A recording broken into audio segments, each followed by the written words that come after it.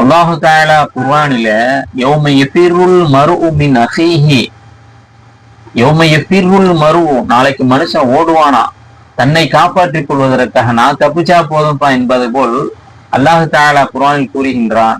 யௌம யஃபிருல் மர்உ மின் அஹீஹி, மனுஷன் ஓடுவான் தன்னுடைய சகோதரனை விட்டு ஓடுவான். உம்மிஹி வ அபீஹி, தாய் தந்தைகள் ஓடுவாங்க.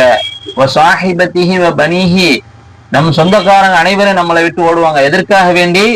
தன்னைத்தானே பாதுகாத்துக் கொள்வதற்காக. நான் தப்பிச்சா போதும் அல்லாஹ்ட்ட. உமர் ரலியல்லாஹு தஆலா அன்ஹு அவங்கள்ட்ட தன்னுடைய சுமையை சுமக்கிறதுக்கு ஒரு சஹாபி கேட்டதற்கு சொன்னாங்கள் அல்லவா, வலா தஸிரு வாஸிரத்துன் விஸ்ர உக்ரா, ஒருவருடைய சுமையை நாளை மறுமையிலே மற்றவர் சுமக்க முடியாது.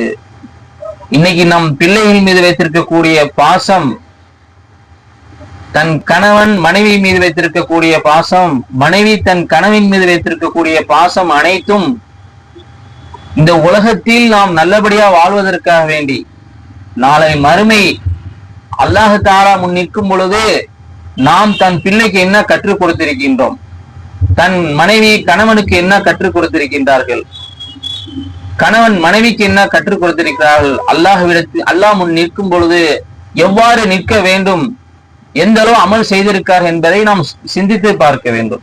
அதனால அல்லாஹ் தஆலா குர்ஆனில் இவ்வாறு சொல்லியிருக்கிறது, நாம் தன் பிள்ளைகளுக்கும் பெற்றோர்களுக்கும் கணவன் மனைவிமார்களுக்கும் மனைவி கணவன்மார்களுக்கும் ஞாபகப்படுத்த வேண்டும்.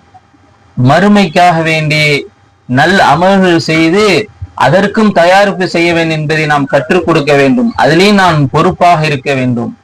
ஆகையால் தான் அல்லாஹ் தஆலா யௌம யஃபிருல் மர்உ மின் அஹீஹி, நாளை மறுமையில் மனுஷன் என்ன செய்வாங்க? ஓடுவான். யௌமைதி ஷைனி யுக்னி, தன்னுடைய நிலைமையை பட்டுதான் மனுஷன் என்ன செய்வானா? யோசிப்பானா?